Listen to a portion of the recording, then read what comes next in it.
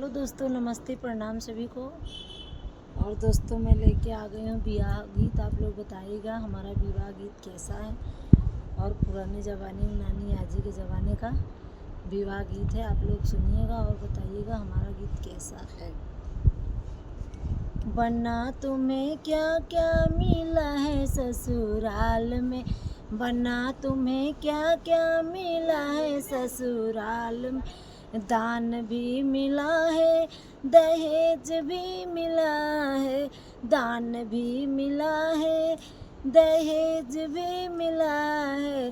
सासू मिली प्यार में, मम्मी जाए भाड़ में।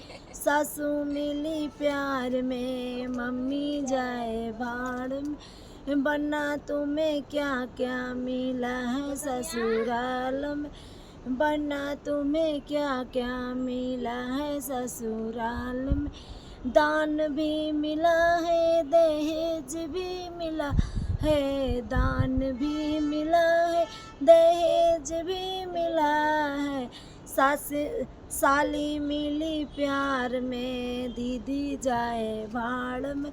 साली मिली प्यार में, दीदी जाए भाड़ में।